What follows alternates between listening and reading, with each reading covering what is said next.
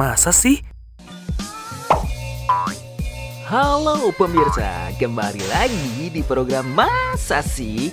Program yang akan mengulas informasi ringan yang akan nambah wawasan Anda. Dunia ini penuh dengan cerita-cerita yang membangkitkan rasa penasaran, terutama tentang makhluk-makhluk yang hanya hidup dalam imajinasi manusia. Mulai dari naga yang menghembuskan api, hingga unicorn yang melambangkan kemurnian. Makhluk-makhluk legendaris ini selalu punya banyak tempat di hati banyak orang. Meski tidak pernah terbukti nyata, cerita mereka terus diwariskan dari generasi ke generasi. Ada yang muncul dari mitos kuno, ada pula yang berkembang menjadi inspirasi untuk film, buku, atau bahkan video game modern. Semua kisah ini menunjukkan betapa kaya imajinasi manusia dan bagaimana makhluk-makhluk ini menjadi bagian penting dari cerita dan budaya kita. Masa sih? Kalau gitu, langsung aja kita simak beberapa makhluk legendaris di dunia. Masa sih?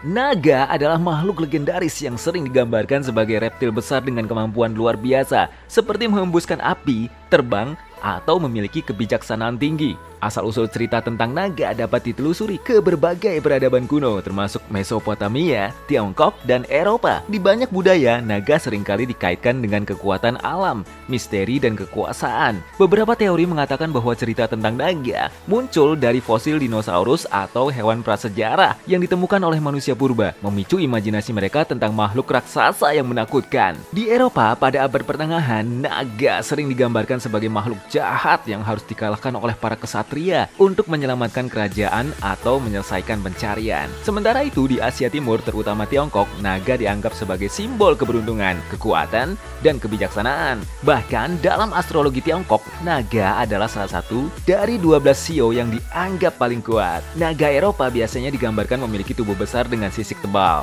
sayap besar seperti kelelawar dan cakar tajam. Sebaliknya, naga Asia seperti naga Tiongkok dan Jepang cenderung lebih panjang seperti ular, tanpa sayap tetapi tetap mampu terbang, dengan kepala dihiasi tanduk dan seringkali kumis panjang. Di Amerika Latin, naga seperti Quetzalcoatl dari budaya Aztec digambarkan sebagai ular berbulu yang memiliki makna religius mendalam.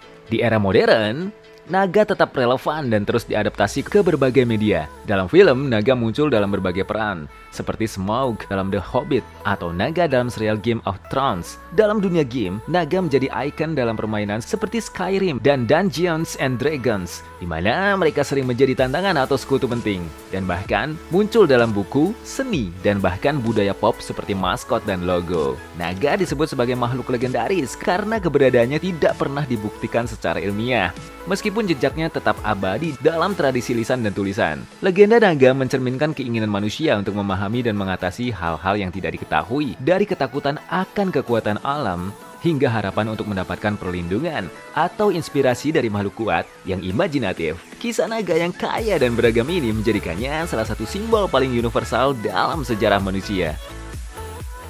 Masa sih? Unicorn sering digambarkan sebagai kuda putih dengan satu tanduk spiral di dahinya. Dalam catatan pertama oleh sejarawan Yunani, Ctesias, di abad keempat sebelum Masehi, unicorn digambarkan sebagai hewan mirip kuda liar dari India dengan tanduk panjang berwarna putih, merah, dan hitam. Pada abad pertengahan, di Eropa, unicorn sering disebut dalam teks-teks religius sebagai simbol kemurnian dan kekuatan spiritual. Beberapa kepercayaan juga mengaitkan makhluk ini dengan kemampuan magis untuk menyembuhkan penyakit dan mendeteksi racun. Banyak legenda mengisahkan bahwa unicorn hanya dapat dijinakkan oleh seorang perawan yang melambangkan hubungan antara kemurnian dan makhluk ini. Di Eropa, pada abad pertengahan, unicorn juga menjadi simbolisasi Kristus karena keunikannya yang hanya dapat didekati oleh hati yang suci. Dalam seni heraldik, unicorn melambangkan kekuatan dan kebebasan, sering digambarkan dengan rantai di tubuhnya sebagai simbol bahwa kebebasannya hanya bisa ditaklukkan oleh keadilan. Secara umum, unicorn digambarkan menyerupai kuda putih dengan satu tanduk spiral yang panjang di dahinya. Namun, deskripsi ini tidak seragam di seluruh dunia. Dalam mitologi India, unicorn lebih mirip keledai liar dengan tanduk melengkung. Sedangkan dalam legenda Tiongkok, makhluk yang dikenal sebagai kilin kadang dianggap sebagai bentuk unicorn. Dalam cerita-cerita Skotlandia, unicorn digambarkan lebih agresif. Unicorn telah menjadi salah satu simbol favorit di kalangan anak-anak. Keunikan dan pesona makhluk ini yang sering kali digambarkan dalam warna-warna cerah, seperti pink, biru, dan pelangi. Salah satu contoh popularitas unicorn di kalangan anak-anak adalah dalam serial kartun seperti My Little Pony yang telah melahirkan berbagai mainan, buku cerita, dan produk lainnya. Karakter unicorn yang ada dalam serial ini tidak hanya mengajarkan tentang persahabatan, tetapi juga nilai-nilai positif seperti keberanian dan kepedulian terhadap orang lain. Unicorn juga sangat digemari dalam dunia mainan, di mana berbagai produk seperti boneka, puzzle, dan aksesoris unicorn tersedia dalam jumlah besar. Selain itu, unicorn juga menjadi tema populer dalam berbagai pesta ulang tahun dan acara anak-anak dengan dekorasi yang berkilauan dan tema pelangi yang ceria. Masa sih? Kraken sering digambarkan sebagai monster raksasa dengan tentakel besar yang mampu menenggelamkan kapal-kapal besar di lautan. Asal-usul cerita tentang Kraken berasal dari mitologi Nordik. Nama Kraken pertama kali disebut dalam teks Norwegia pada abad ke-13, di mana makhluk ini digambarkan sebagai hewan laut besar yang sangat berbahaya. Selama abad pertengahan, Kraken sering disebut dalam laporan pelaut yang mengklaim telah melihat makhluk besar di laut. Sebagai salah satu tempat paling misterius di bumi, laut sering menjadi latar cerita tentang makhluk-makhluk fantastis yang mengancam keselamatan manusia.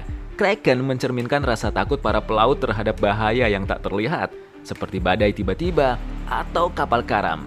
Dalam beberapa cerita, Kraken juga dianggap sebagai penjaga harta karun bawah laut atau sebagai perwujudan kemarahan alam yang harus dihormati.